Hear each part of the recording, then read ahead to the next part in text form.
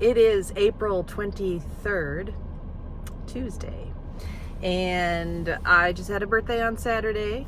It went well. We went to the aquarium. That was really fun, and I love going to the aquarium. So we did that, and then we had dinner afterwards. Today is cycle day 12, and I am very excited. I'm gonna take my tests, and then I will let you know why I'm excited about this cycle.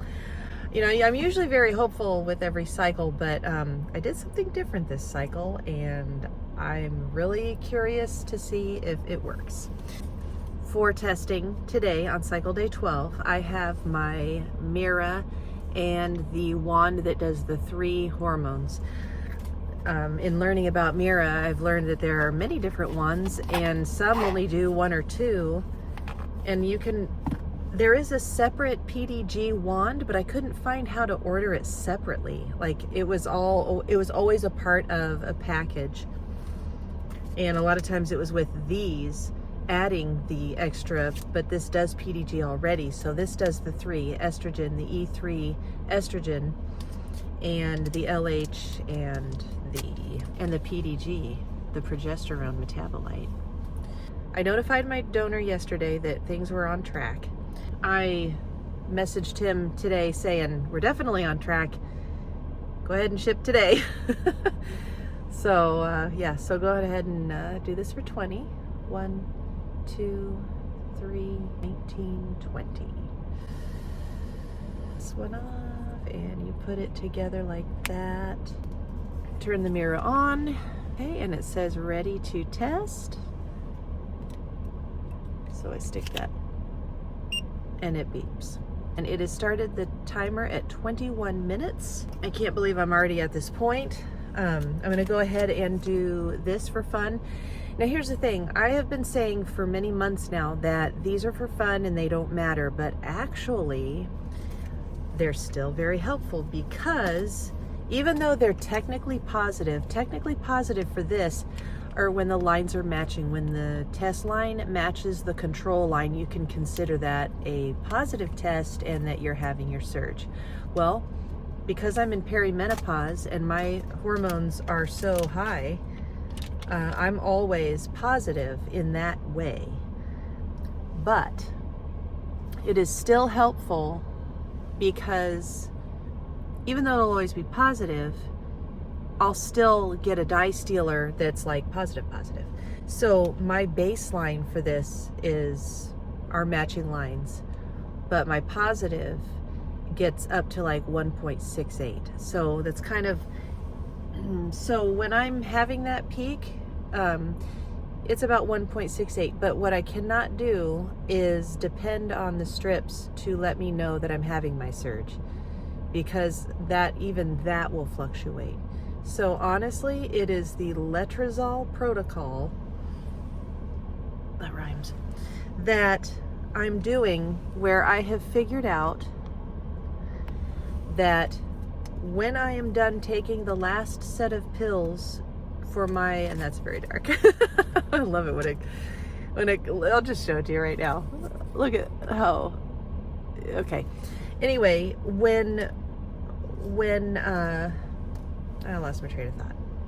Discovered in the last few months of taking Letrozole is that Letrozole allows me to. It doesn't make me ovulate. I do not need help in ovulating. I don't know if that's ever been unclear to anyone, but I ovulate, but it's out of control. My body tries to make me ovulate way too soon, like on day 6 or 7 or 8. And then a lot of times, and then there were times where the follicle wasn't really growing at all, and I ovulated like in the teens, like late teens, like 18, 19, and that is not normal for me whatsoever, and that is because of perimenopause, and that is very natural. So my body's not doing anything wrong. It is trying to shut down and go into menopause, and I'm just trying to have one more baby before that happens. In doing Letrozole, I've been trying to aid the follicular phase of my ovaries to try to get it to be functional in a normal way. Well, there have been times where, so I started on cycle day 2 and I would ovulate on cycle day 9. And I'm like, ooh, I don't like ovulating that early because, you know, even though I was fertilizing and everything, did the egg grow too erratically, too quickly? It was mature, but did it get scrambled along the way and end up in an unhealthy embryo? And then there are the others where they were too late, and then, you know, I can't coordinate having the sperm ship if I have no idea when I'm going to ovulate. And it's like, just when you think it's starting to happen, okay, hurry up and send it to me. And then, you know, like today, if I were to make that call, oh, I think I'm, you know, the test I think is positive, send it today, and then I ovulate tonight, the shipment comes tomorrow, you know, we're hitting the end of my 24-hour egg life, and then it's too late. So with doing Letrozole, I have learned that I ovulate on the 3rd day after the last set of pills.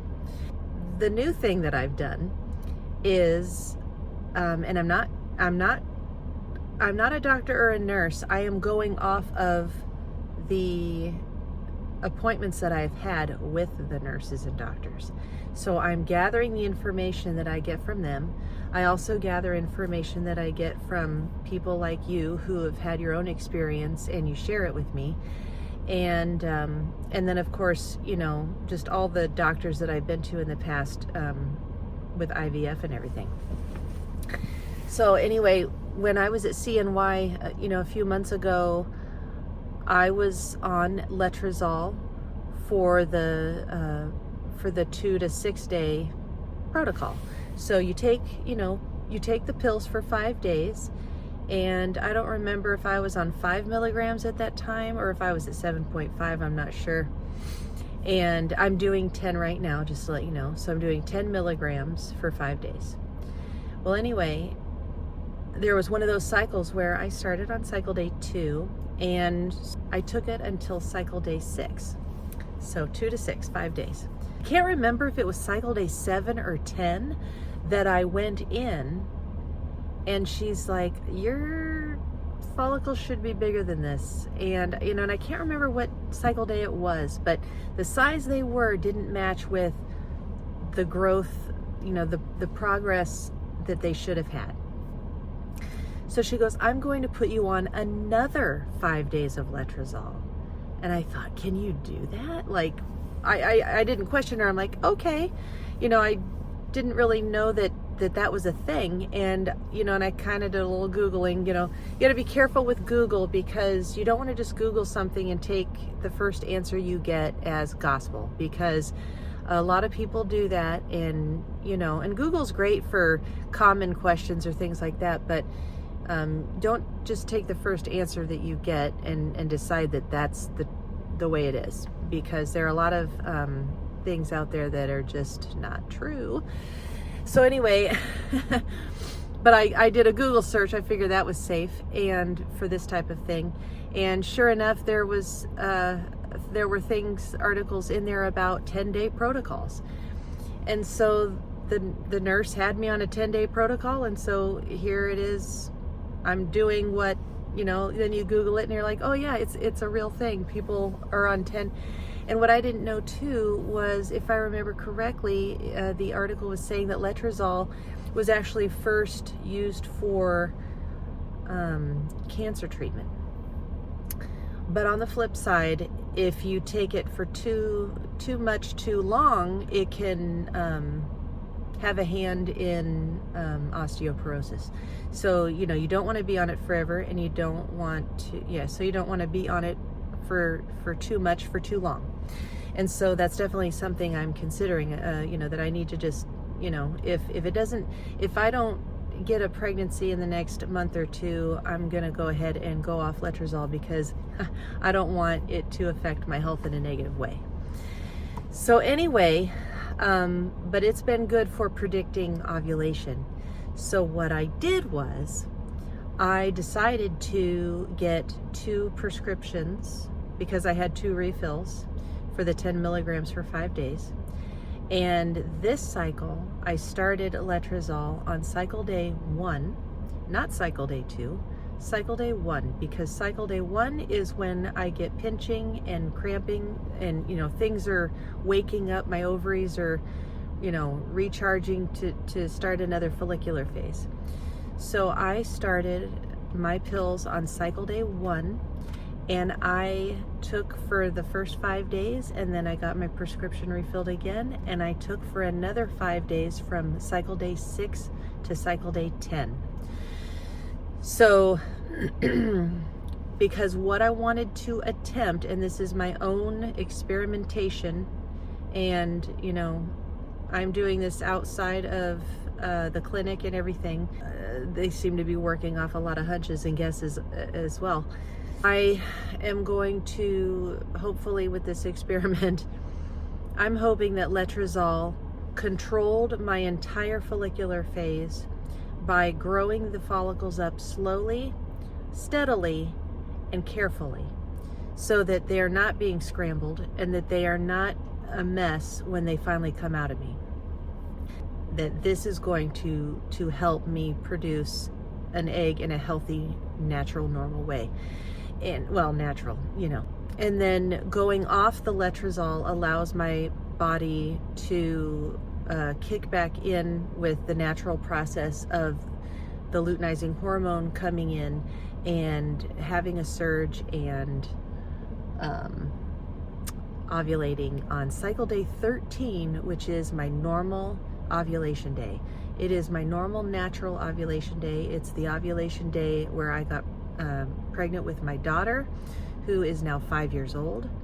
And I also wanted to say too that inseminating on ovulation day is very important to me, because that is when I get pregnant the most.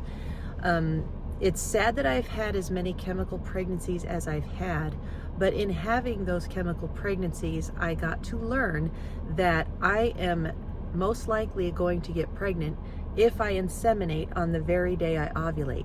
Now, that could be before the egg is released in my fallopian tube, or it can be after the egg is in my fallopian tube. And a lot of times I notice that I get pregnant more when I've already ovulated and the egg is already present, and then I put the sperm in. I get a lot of positive pregnancy tests in a week when I do that. A lot of people think the sperm have to be in there before the egg comes out, and that is not true. That is why a lot of the fertility specialists also advise to have sex the day after ovulation, because the egg attracts the sperm. And so when the egg is there, the sperm get excited and they sniff it out basically, and they are attracted to the egg that's there. And that's why the egg lives for 24 hours, to give opportunity for sperm that are introduced later to have a chance at fertilizing it in those 24 hours. I'm excited. I cannot wait, because this is cycle day 12. This would have been a natural peak day for me, and I will give a little TMI, so just women only. I had fertile cervical mucus show up today, and when I see that, I'm like, yay, like here we go, and to me that's like, wow, I am totally in my fertile window right now. I am absolutely in my fertile window. If I put in sperm today, they would journey up very quickly and easily in that fertile CM, and they would be safe and they would be waiting. But like I said, I like to inseminate the day of, because I always get better results with that. I just hope that this Letrozole protocol worked. And there are a lot of factors to why an egg can be healthy or unhealthy, and it's just but one thing that will make it worse are ovaries that are trying to shut down and close up shop, and an egg's trying to come through, and it gets goofed up in the development process in being developed to ovulate. I watched a doctor talk about the communication between your brain and your ovaries, and how things can really get screwed up that way. And also Nurse Linda from Pre-Mom made a comment in one of her videos too about how all eggs, they're all healthy and normal, but it's when they start to come up and start to develop and the ovaries start developing that all the things can go wrong to produce an egg that is unfit to be fertilized and that will not make a good healthy embryo. So anyway, but I would leave that up to you to look up those videos. I am going to drive back to work now. It is time to go back, and I hope that this Mira hurries up. And well, let me go ahead and look at this first. The Mira is almost done, but I'll just see what this looks like first. Okay, so I think the control line is slightly darker. I'll take a picture of this and then we'll see what the Mira says. So I'll do that right now.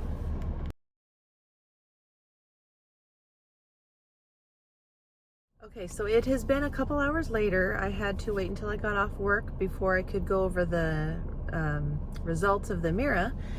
The LH strip from Easy at Home was a 1.05, so not really much different than a few days ago when I tested. In fact, I think it was exactly that. And so my Mira results, I wrote them down on a little sticky. My estrogen was 32. Now that's extremely low, but that's to be expected. And it's okay. Not for any of you, just for me because of perimenopause. Basically, with my time with CNY, we discovered that my estrogen is low, and that's just natural. It's just natural to be low like that for me, because of how old I am and the fact that I'm in perimenopause. And that's why there was confusion during all of the ultrasounds. I was doing ultrasounds with them to watch follicular growth and to know when I was about to ovulate, because I couldn't trust ovulation tests anymore. And they watched a follicle grow and watched me ovulate it, calling it a cyst, because the follicle size did not coordinate with my estrogen levels. So that is why that was a lot of money wasted there with the ultrasounds. But it was helpful to know that I am low in estrogen. And here comes a car.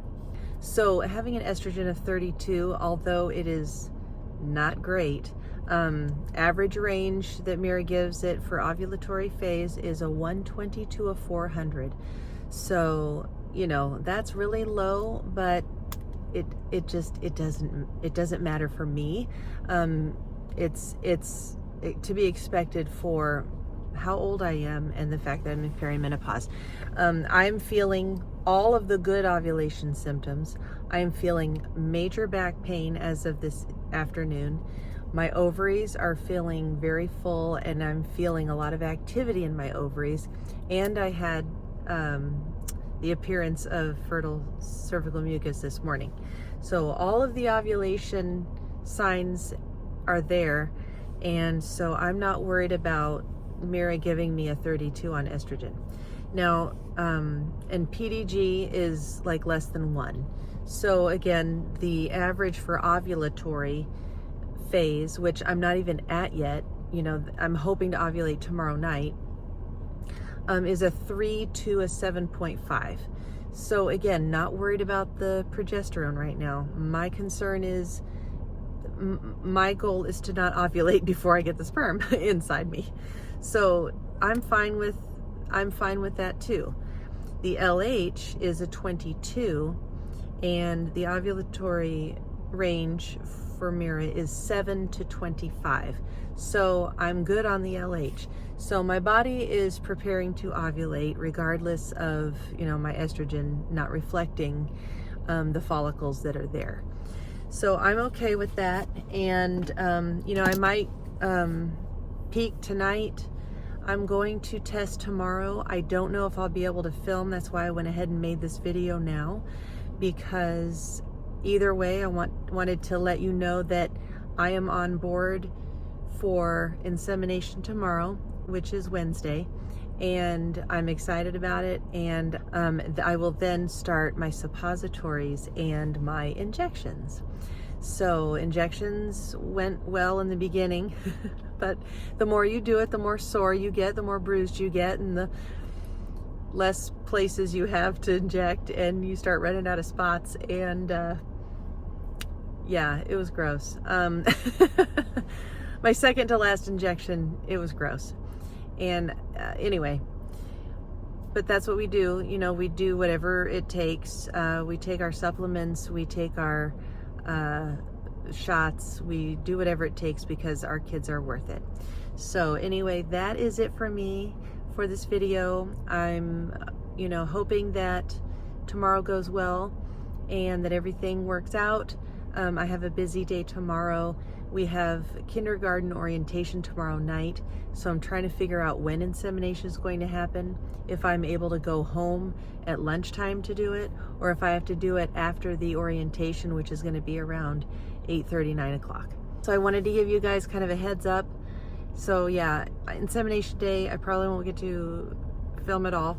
So I'm just hoping everything goes well tomorrow. So tomorrow's the day, and I'm hoping to confirm ovulation one way or another tomorrow, and everything should be right on track.